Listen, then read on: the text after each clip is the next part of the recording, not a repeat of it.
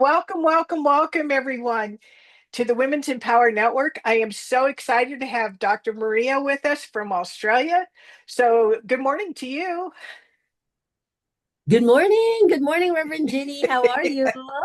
I'm doing wonderful. Thank you. I'm so excited to have you on our show finally. And, just so the audience can get to know you a little bit, would you mind sharing a little bit about your story and journey that led you to what you're passionate about today? Oh, of course, of course. I mean, this is the purpose, isn't it?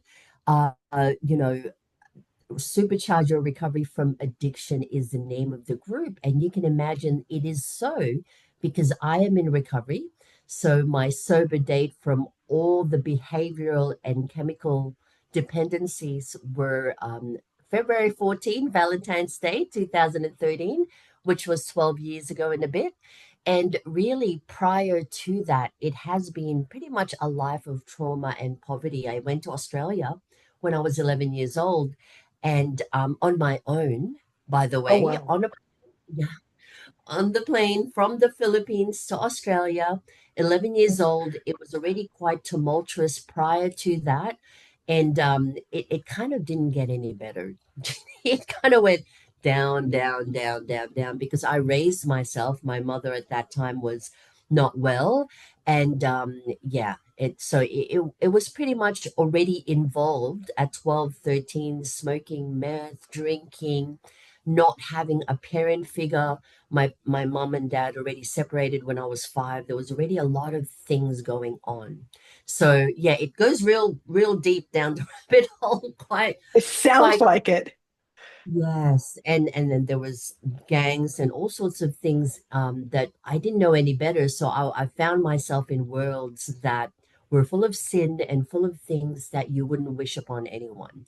And it so happened that in 2012, like I don't know if you know much about the Mayan calendar, it was the 21st of December. We had a movie about it. 2012, that's when I had my awakening. I've always been really, my mom is told me about Jesus. I was in the Bible, reading the Bible, evangelist, like all of that. But trauma and yeah, there was just quite a lot of things that I was grappling with.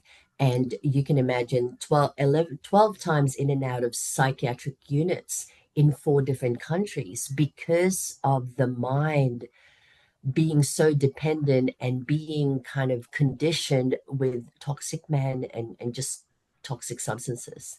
And somehow I turned that around within a monastery system, shaved the head and meditated every day and, you know, found a way out of the mess that I was in. So that's why I'm very, yeah, so that's why I'm very passionate about all the different addiction issues. That's alcohol, that's, all the other behavioral addictions, porn, sex, gambling.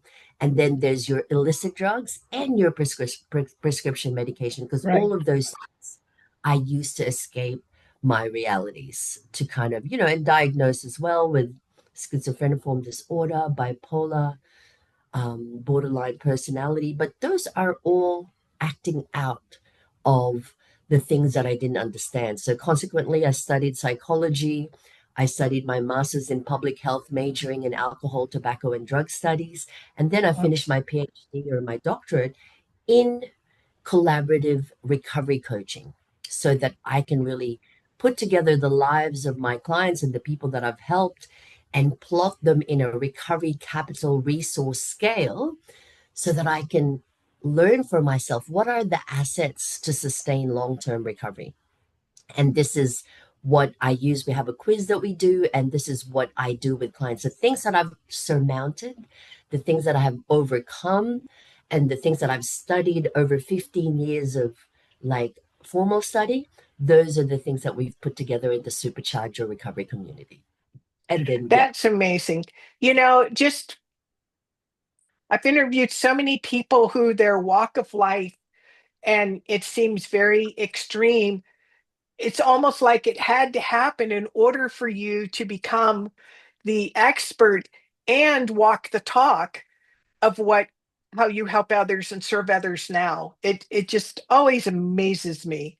Um, You know, Well, I think God has a destiny or a path or a darkness or, the hero's journey that we all have to go through to feel what love is. Like all of the good things that we feel in the Bible with Jesus, with also, I think everyone has different ways of growing up and looking at deities and, divinity. And in the way that you learned, I think the spiritual practices is espousing or showing the love, being in joy, being calm, being at peace. And, yeah, so it was a very deep spiritual awakening for me that helped me. so out of curiosity, how did you come about being in this monastery? Wow. Well, I wrote a book about it because it, I was running away, and this one was quite severe. It was really running away from it. It's funny you asked that. It was actually a church group, and this particular person and this particular priest used the church as a way to get the drugs in Australia. And it was actually a syndicate of people that used the cloth of the church to do another thing while in front it looked like one thing. And Wow. it was just the mind cannot comprehend how evil these people were, and the things that they did to me, you wouldn't it was just there was almost rape and just kidnapping and trying to traffic me to go in the Philippines, in my own country, and took me to a place where I didn't speak the language and away from everyone, and they were about to do things that would have, it was like Taken, Liam Neeson movie. It was gonna be like that, but God's grace. And I was just praying, going, I think I've had enough of this life. I've been circling and cycling around this. I was 36 or 35, 34, and then I got sober 36. And it was just really bad stuff. And I was running away and I didn't know where to find myself. So one of my friends that I heard of, she knows a Taoist or a Iron Fist Qigong monk. And all they do all day is they condition their body, and it's like the Crouching Tiger, Hidden Dragon Right. movies. It was just, if you saw the pictures and the things we did on a day to day, 5 hours a day of conditioning the mind and the body and That's gardening, beautiful. I tending. love Or, Qigong. yes, yes, yes. Yeah. So that cleaned me up. Just the cultivating of the energy cleaned up my energy meridians. And then the daily practice of that and eating well, no hair, no distractions, no internet, and just 5.5 years of that cleaned up all the systems that were clogged up and metastasized, and you name it. It was like a condition, a malady of the mind, a brokenness of the heart. And then that's what got me. Yeah, my friend said there's a monastery, but you've got to do what they say. You can't go out. You're going to have no hair, no makeup, no internet. I said yes. Take me there. No one can come after me. And in so doing, they were actually quite big warriors, and they're like, no, no one's gonna. Those type of energies are not welcome here. Even if they found you, they wouldn't be able to set foot in this place. And I'm like, what are they talking about? And I found out later on that there's a truth about sanctity and sanctuaries and intention and the mind. So yeah, I was able to put it together within that confines of that place.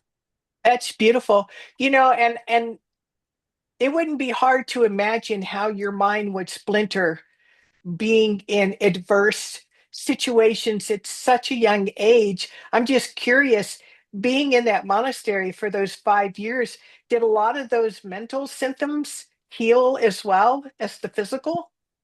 Yes, yes, because that's what discipline does. And that's what a total kind of inward focus and heart focus and mind focus. So everything that we were practicing is mindfulness and just the sacredness of our body. Like I'm 49, right? And you biohack your energetic and your mind systems by going in, instead of going and what do people think or what's the social media or what distraction is outside of you, you're going in and going, what's my vision tell me? What does this sense of smell? So you develop your psychic or your divination or your acuity to be able to feel what your body is. And once you master your own vessel, your own body, then you're able to teach out, or you're able to look at someone else's. You can feel where, why their organs are a certain way, So there's a Right. something, I can see cancer, I can see kind of the dis-ease of the symptoms of the body, because that's all it is. Our body is simply a reflection of Right. how we are. Yeah. So I yeah, love definitely. this conversation. It is, right? Because it's like when we get out of our alignment, heart, body, mind, and soul, then that seems to be the first place it shows up, or you get warning signs in your body, right?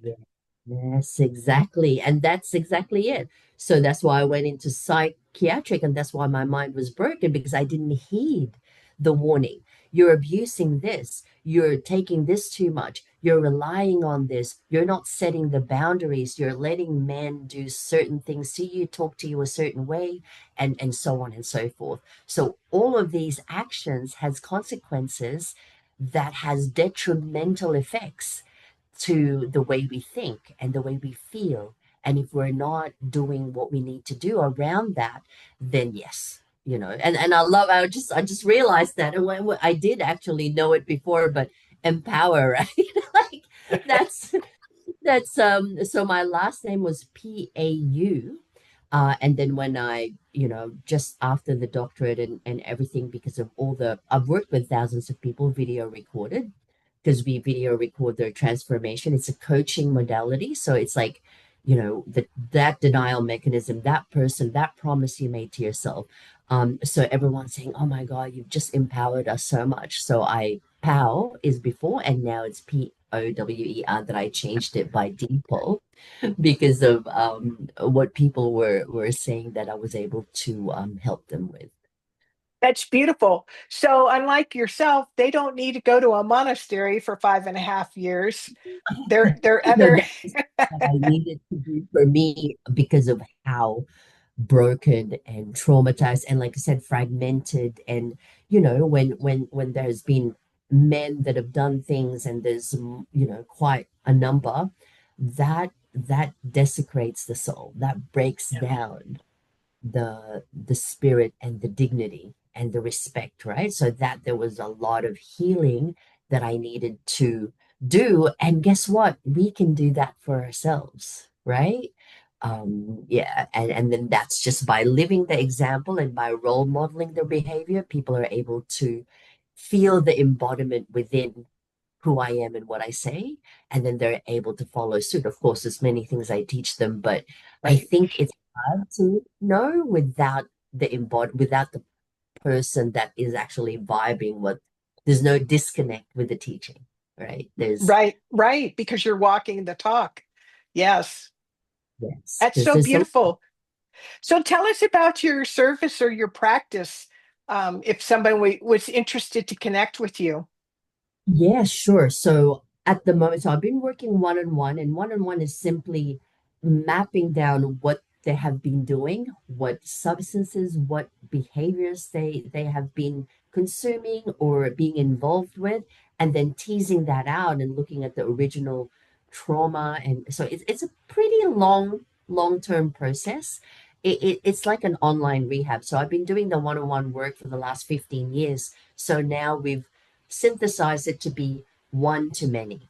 So it's the same almost things that when we talk about trauma and healing and the body sculpting or the body biohacking practices, the longevity, the optimal longevity. So it's a one-on-one, but in front of many people so that each person can see how someone else is transforming. So we do that 3 times a week. We have the healing on the Monday, We've got like the professorship or the slides on a Thursday, and the coaching where we put down the goals and we make sure we're achieving it. And then the Friday is a body sculpting where we actually do body stuff together, whether it's boxing, martial arts, beep test, whatever it is, yoga, Qigong. So we actually do a body thing together with the group, and we Wow, meet 3 times. that's fascinating. So if somebody wanted to reach out to you, how can they connect with you? Well, it's supercharge your recovery dot coach because we're using the coaching modality. And then, they can talk with my team and we just ask them a few questions there. And then supercharge your recovery dot coach / testimonials if they want to see the work that I've been doing. Or, yeah, all the different good stuff is there, of my story and all the different case studies and the people that we've helped. That's beautiful. Well, just to let the audience know, we're going to be sure to put that information in the comments below so that you can connect with Dr. Maria. And before we go today, is there any parting words of wisdom that you would like to share? Oh, there's so many, isn't there? But like being empowered is really mastering oneself. And once you master your mind, body, and spirit's calling and purpose, then you're able to, from within, right? Go out and expand that over to the next person and the next person and the next person. So, yeah, be the change we want to see in the world. I love that. Well, I've so enjoyed having you here today. I know we could have gone for another half an hour, but thank you so much for taking time to be with us. Thank you. It's a bright and beautiful um, Wednesday morning, 7:19. So yes, thank you for having me. And yeah, I really appreciate the work that you do. What a beautiful group this is. Thank you so much.